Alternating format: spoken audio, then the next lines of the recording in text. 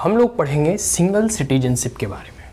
देखिए, एक होता है सिंगल सिटीजनशिप और दूसरा होता है ड्वेल सिटीजनशिप। यहाँ कंपैरिजन हम लोग करेंगे इंडिया और यूनाइटेड स्टेट ऑफ अमेरिका के मध्य में। ठीक है, तो सबसे पहले जान लेते हैं इंडियन कॉन्स्टिट्यूशन के फीचर्स के को हम लोग जो पढ़ रहे थे तो उसमें हम क्या पढ़े थे। इंडिया की जो फीचर्स है, कैरेक्टरिस्टिक है, वो एक संघवाद की है। मतलब इंडिया जो अडॉप्ट किया है nature of the Indian polity वो फेडरलिज्म का है। ठीक है, हम लोग हमेशा सुनते हैं कॉर्पोरेटिव या कम्पिटिटिव फेडरलिज्म, ठीक है, संघवाद या फिर आइडिया ऑफ फेडरलिज्म। ठीक है, तो फेडरल एंड ड्वेल पॉलिटी मतलब संघवाद की अवधारणा है। डिवोल्यूशन ऑफ पावर हुआ है top to bottom, central government, state government और एक थर्ड टायर ऑफ गवर्नमेंट बना है वो म्यूनिसिपालिटी वगैरह मतलब जो होते हैं, या फिर पंचायत लेवल के मुखिया सरपंच होते हैं, third tier local level, local bodies. तो संघवाद की अवधारणा है और ड्वेल पॉलिटी है जिसमें कि सेंटर और स्टेट गवर्नमेंट को शासन व्यवस्था, रूल्स रेगुलेशंस बनाने, इम्प्लीमेंट कराने की जिम्मेदारी दी गई। लेकिन इतनी वास्ट टेरिटरी, इतनी बड़ी भूभाग, इतनी मल्टीपल स्टेट, 28 से 29 स्टेट, 7 से 8 यूनियन टेरिटरीज होने के बावजूद भी पूरे के पूरे भारत में सिंगल सिटीजन है।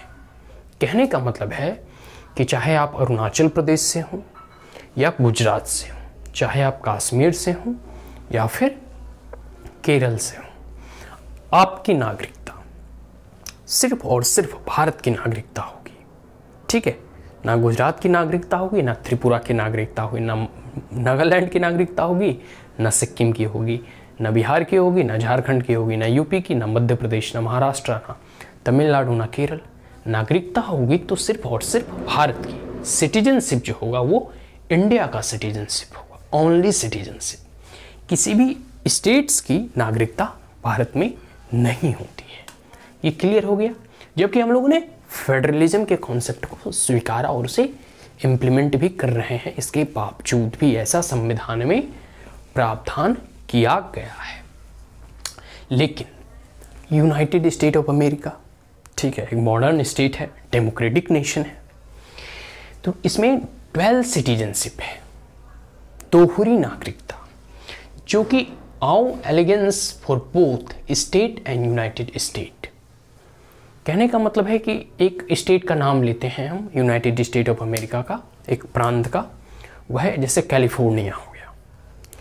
तो यूनाइटेड स्टेट ऑफ अमेरिका में, सिंपली अमेरिका में कह सकते हैं, एक तो नागरिकता अमेरिका की होगी, दूसरी नागरिकता उस कैलिफोर्निया स्टेट की होगी। मेरा कहने का मतलब है कि आप अगर यूनाइटेड स्टेट ऑफ अमेरिका के पासपोर्ट या उसके सिटीजनशिप को देखेंगे, ठीक है, तो वहाँ 12 नागरिकता होगी। एक तो अमेरिका की और दूसरा जिस स्टेट से आप बिलोंग करते हैं उस स्टेट की। ठीक है, तो वहाँ दोहरी नागरिकता कही जाएगी। इसके पीछे कारण है, हम लोगों ने कारण को ऑलरेडी डिस्कस कर चुके हैं। वो है, हम लोगों ने डिस्कस किया था India and it's union territories, या फिर कह सकते हैं it's territory. India and it's territory में मतलब एक प्रकार से भारत और उसके भूभाग का जो चैप्टर हम लोग पढ़ रहे थे उसमें हम लोगों ने पढ़ा कि जितने भी इसके यूनियन टेरिटरीज और स्टेट्स हैं, वो स्टेट्स हम अपने एडमिनिस्ट्रेटिव पर्पस के लिए बनाए हैं। वो कोई स्वतंत्र स्टेट नहीं है, ना ही उसका फ्लैग है, ना ही उसका कॉन्स्टिट्यूशन है, ना ही उसका कोई कह सकते हैं कि कॉन्स्टिट्यूशनल अमेंडमेंट के पावर्स हैं, ना ही उसका अपना कोई बाउंड्री है। वो केंद्र सरकार शासन व्यवस्था को सुचारू रूप से चलाने के लिए, सही तरीके से डेवलपमेंट करने के लिए हम लोगों ने छोटे बड़े प्रोविंसेस में, प्रांत में उसे डिवाइड किया है। और फिर देखो, पहले तो स्टेट में डिवाइड किया, फिर स्टेट को डिस्ट्रिक्ट में डिवाइड किया, डिस्ट्रिक्ट को फिर पंचायत में डिवाइड, ब्लॉक में डिवाइड किया, ब्लॉक को फिर पंचायत में डिवाइड किया, पंचायत को फिर जो है वार्ड में डिवीजन किया। ये किस लिए? ताकि हम जो भी रूल्स एंड रेगुलेशन बनाते हैं उसको सही तरीके से हम उसे इम्प्लीमेंट करा सकें। तो एक प्रकार से कह सकते हैं ना कि, और पहला तो कारण ये है कि हम अपने एडमिनिस्ट्रेटिव पर्पस के लिए बनाएं, और इसका एक और कारण है कि इंडिया के जितने भी स्टेट्स हैं वो आकर भारत का निर्माण नहीं किया। जैसे यूनाइटेड स्टेट ऑफ अमेरिका में क्या हुआ, इसके जितने भी स्टेट्स थे ना वो सब मिलकर यूनाइटेड स्टेट ऑफ अमेरिका को बनाया। भारत में ऐसा नहीं हुआ। भारत ने डिफरेंट स्टेट को क्रिएट किया for the administrative purpose. United State of America में क्या है कि जितने भी स्टेट्स थे वो आपस में मिलकर एक एग्रीमेंट करते हैं, एक संधि करते हैं, जिससे कि यूनाइटेड स्टेट ऑफ अमेरिका का जन्म होता है। कहने का मतलब यह है कि भारत की जो स्टेट है वो इनडिस्ट्रक्टिबल है, इनडिस्ट्रक्टिबल यूनियन है एक प्रकार से। मतलब इसका कोई विखंडन नहीं हो सकता, विभाजन नहीं हो सकता। कोई स्टेट कल जाकर यह नहीं कह सकता जैसे केरल, नागालैंड, मणिपुर, जम्मू कश्मीर, गुजरात, पंजाब, हरियाणा कि हम एक अलग देश का मांग करते हैं, हम भारत से हटना चाहते हैं। नहीं, ऐसा नहीं कर सकता, क्योंकि कोई एग्रीमेंट करके नहीं आया, कोई संधि से नहीं आया। We are a natural citizen of this country, और पूरी की पूरी स्टेट जो है भारत है, पूरा जितना भी है। तो वही है कि ड्वेल सिटीजनशिप और single citizenship. United State of America में क्या है कि छोटे छोटे प्रांत थे, वो एक साथ मिलकर एग्रीमेंट किए और फिर अमेरिका का निर्माण हुआ। तो ये डिफरेंसेस हैं और ये हम लोगों ने अच्छे से समझ लिया।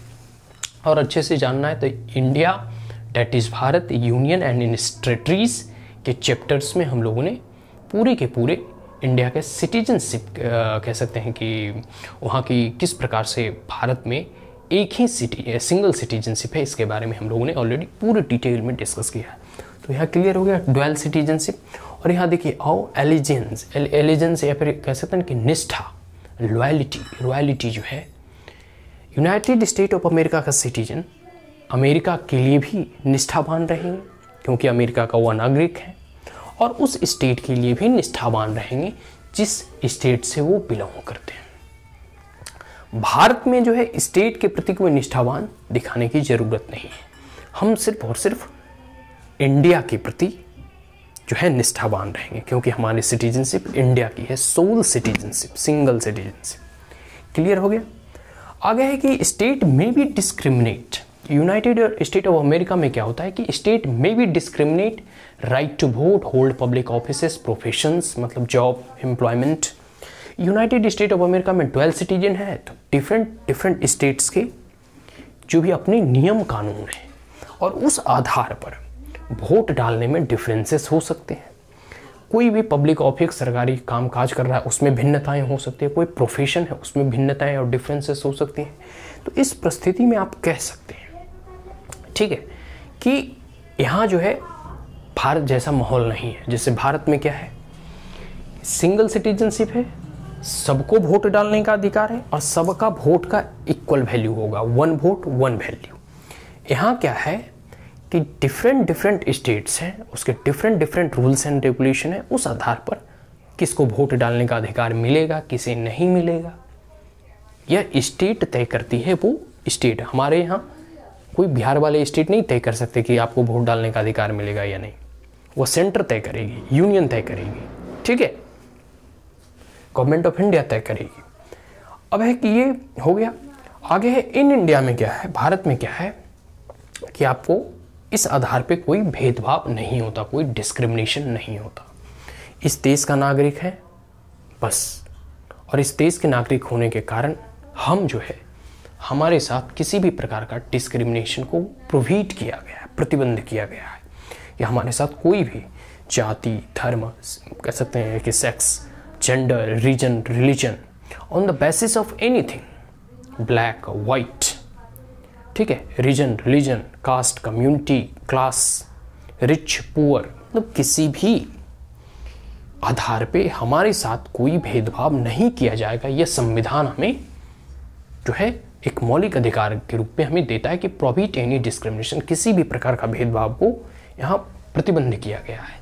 आगे state can give citizen of state preference matter not in a right given by the constitution. देखिए अब एक बात समझ में आती है, एक हमेशा न्यूज में सुनते हैं कि हरियाणा वालों ने क्या किया है कि हरियाणा के जो इंडिजीनियस है और जो वहाँ के नागरिक होंगे हरियाणा स्टेट के, उसे जो है नौकरी में, मतलब प्राइवेट जॉब में भी रिजर्वेशन देने की बात कही गई है कि आप जो है पहले जो है जो उस वहाँ के बासिंदे होंगे उसे पहले आप नौकरी में रखेंगे, मतलब प्राइवेट जितने भी फैक्ट्री वगैरह होगी। तो एक प्रकार से कह सकते हैं स्टेट अपने नागरिक मतलब अपने जो लोकल जो पीपुल होते हैं, वोट बैंक पॉलिटिक्स के लिए ये सब होते रहता है, कोई बड़ी चीज़ नहीं है, उसके लिए कुछ प्रेफरेंस दे सकते हैं। जैसे एक प्रेफरेंस हो गया कि फ्री कंसेशन फॉर एजुकेशन। होता है ना कि जैसे बहुत सारे ऐसे राज्य सरकार जो है नियम बनाती है, क्योंकि एजुकेशन जो है वो राज्य सरकार की सूची में है, स्टेट सूची में है, ठीक है, स्टेट लिस्ट में है, तो वो नियम बनाती है कि हम गर्ल्स चाइल्ड के लिए हम साइकिल डिस्ट्रीब्यूट करेंगे, या फिर जो भी 10th या 12th कर गया उसे हम लैपटॉप डिस्ट्रीब्यूट करेंगे। तो वो कुछ अपने जो है स्टेट लोकल लेवल पे जो है अपने सिटीजन को प्रेफरेंस दे सकते हैं, लेकिन कोई डिस्क्रिमिनेशन नहीं कर सकते।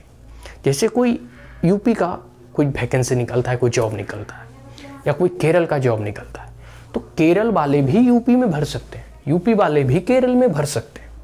अगर वहाँ के लैंग्वेज जानते हैं तो वहाँ की परीक्षा में अपीयर हो सकते हैं, कोई बड़ी चीज़ नहीं है।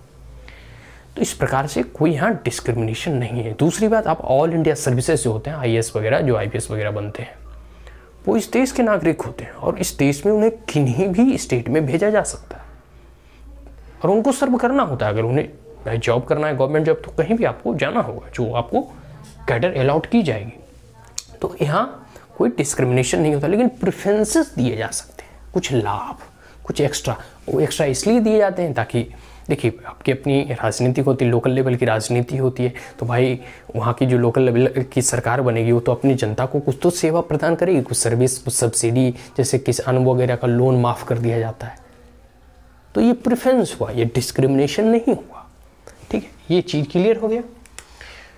और इसके साथ साथ जो है हमारा freedom of movement uniform right है, हम किसी भी इस देश के किसी भी भूभाग में जा सकते हैं, घूम सकते हैं, रह सकते हैं, बच सकते हैं, जॉब कर सकते हैं, ठीक है, ये हमारी आज़ादी है, स्वतंत्रता है।